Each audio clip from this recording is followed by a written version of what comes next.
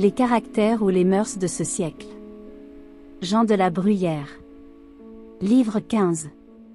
De la chair. 19. L'oisiveté des femmes, et l'habitude qu'ont les hommes de les courir partout où elles s'assemblent, donnent du nom à de froids orateurs, et soutiennent quelque temps ceux qui ont décliné. 20. Devrait-il suffire d'avoir été grand et puissant dans le monde pour être louable ou non, et devant le saint autel et dans la chair de la vérité, loué et célébré à ses funérailles? N'y a-t-il point d'autre grandeur que celle qui vient de l'autorité et de la naissance?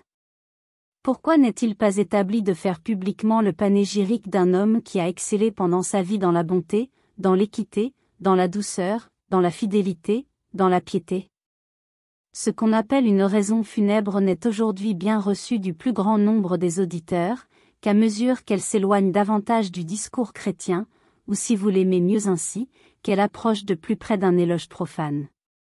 21. L'orateur cherche par ses discours un évêché. L'apôtre fait des conversions, il mérite de trouver ce que l'autre cherche. 22. L'on voit des clercs revenir de quelques provinces où ils n'ont pas fait un long séjour, des conversions qu'ils ont trouvées toutes faites, comme de celles qu'ils n'ont pu faire, se comparer déjà aux Vincent et aux Xavier, et se croire des hommes apostoliques. De si grands travaux et de si heureuses missions ne seraient pas à leur gré payés d'une abbaye. 23. Tel tout d'un coup, et sans y avoir pensé la veille, prend du papier, une plume, dit en soi-même. Je vais faire un livre, sans autre talent pour écrire que le besoin qu'il a de 50 pistoles. Je lui crie inutilement.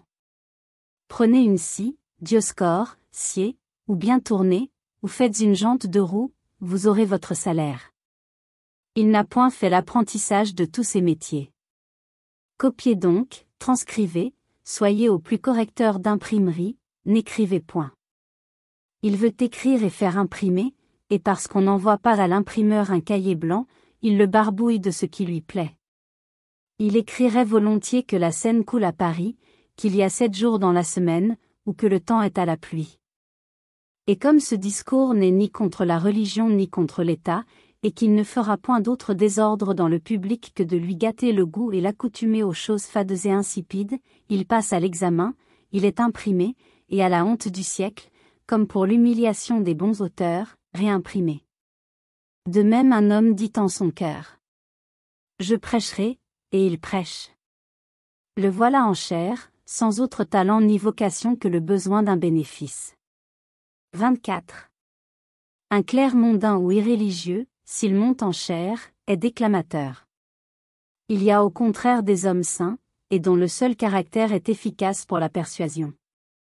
Ils paraissent, et tout un peuple qui doit les écouter est déjà ému et comme persuadé par leur présence.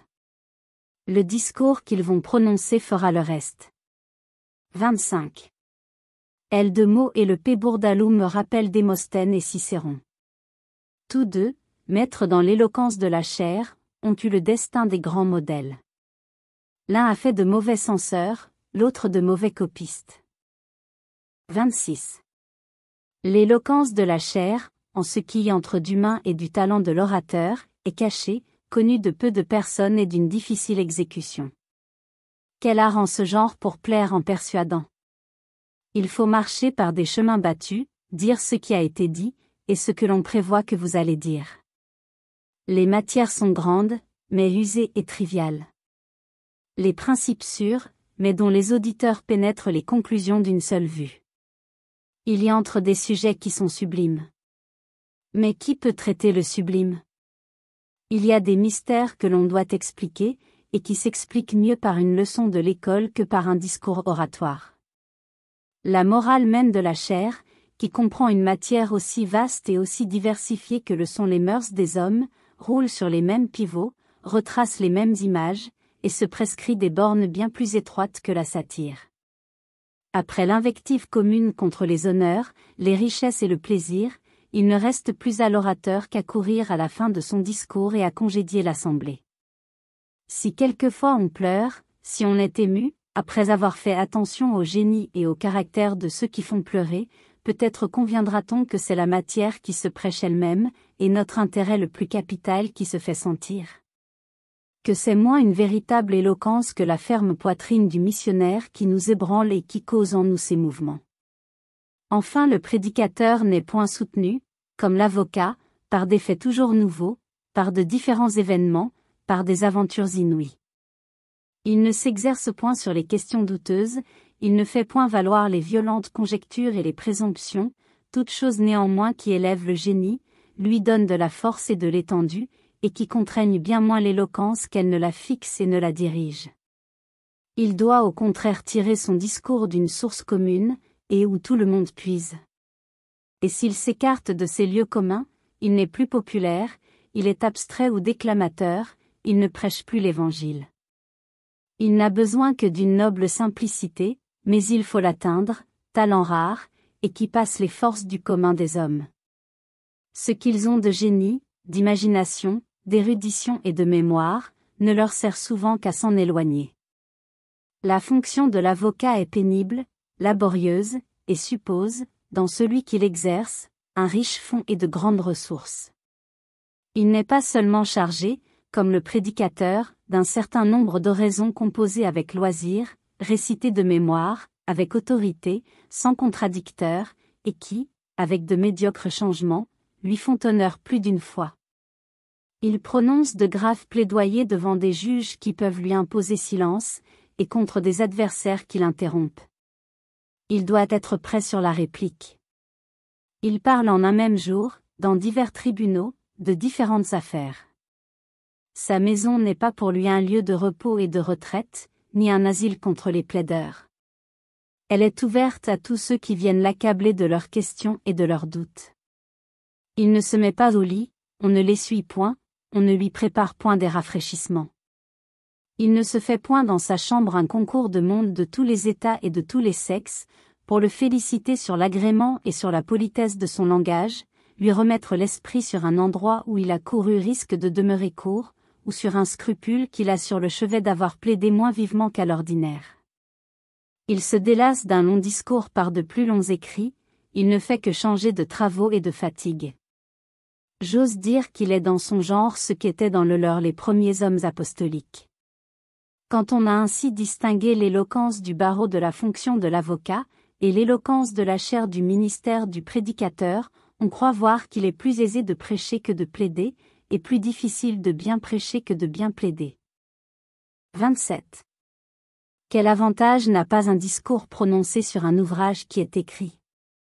Les hommes sont les dupes de l'action et de la parole, comme de tout l'appareil de l'auditoire. Pour peu de prévention qu'ils aient en faveur de celui qui parle, ils l'admirent, et cherchent ensuite à le comprendre. Avant qu'il ait commencé, il s'écrie qu'il va bien faire. Ils s'endorment bientôt, et le discours fini, ils se réveillent pour dire qu'il a bien fait. On se passionne moins pour un auteur, son ouvrage est lu dans le loisir de la campagne, ou dans le silence du cabinet. Il n'y a point de rendez-vous public pour lui applaudir, encore moins de cabale pour lui sacrifier tous ses rivaux, et pour l'élever à la prélature. On lit son livre, quelque excellent qu'il soit, dans l'esprit de le trouver médiocre. On le feuillette, on le discute, on le confronte. Ce ne sont pas des sons qui se perdent en l'air et qui s'oublient, ce qui est imprimé demeure imprimé.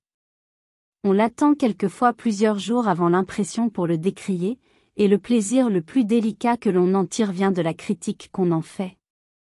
On est piqué d'y trouver à chaque page des traits qui doivent plaire, on va même souvent jusqu'à appréhender d'en être diverti, et on ne quitte ce livre que parce qu'il est bon.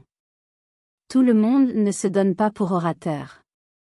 Les phrases, les figures, le don de la mémoire, la robe ou l'engagement de celui qui prêche, ne sont pas des choses qu'on ose ou qu'on veuille toujours s'approprier. Chacun au contraire croit penser bien, et écrire encore mieux ce qu'il a pensé. Il en est moins favorable à celui qui pense et qui écrit aussi bien que lui. En un mot, le sermonneur est plutôt évêque que le plus solide écrivain n'est revêtu d'un prieuré simple. Et dans la distribution des grâces, de nouvelles sont accordées à celui-là, pendant que l'auteur grave se tient heureux d'avoir ses restes. 28. S'il arrive que les méchants vous haïssent et vous persécutent, les gens de bien vous conseillent de vous humilier devant Dieu, pour vous mettre en garde contre la vanité qui pourrait vous venir de déplaire à des gens de ce caractère.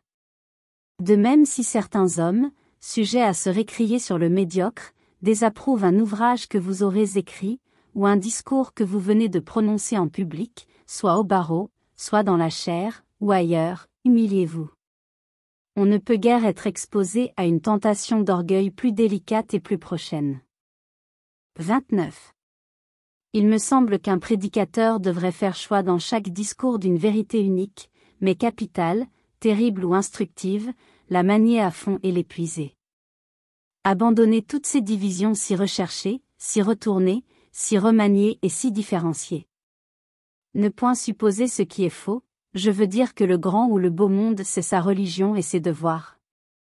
Et ne pas appréhender de faire, ou à ses bonnes têtes ou à ses esprits si raffinés, des catéchismes. Ce temps si long que l'on use à composer un long ouvrage, l'employer à se rendre si maître de sa matière, que le tour et les expressions naissent dans l'action, et coulent de source. Se livrer, après une certaine préparation, à son génie et au mouvement qu'un grand sujet peut inspirer. Qu'il pourrait enfin s'épargner ces prodigieux efforts de mémoire qui ressemblent mieux à une gageure qu'à une affaire sérieuse, qui corrompent le geste et défigurent le visage. Jeter au contraire, par un bel enthousiasme, la persuasion dans les esprits et l'alarme dans le cœur, et toucher ses auditeurs d'une toute autre crainte que de celle de le voir demeurer court. 30. Que celui qui n'est pas encore assez parfait pour s'oublier soi-même dans le ministère de la parole sainte ne se décourage point par les règles austères qu'on lui prescrit, comme si elles lui ôtaient les moyens de faire montre de son esprit, et de monter aux dignités où il aspire. Quel plus beau talent que celui de prêcher apostoliquement? Et quel autre mérite mieux un évêché?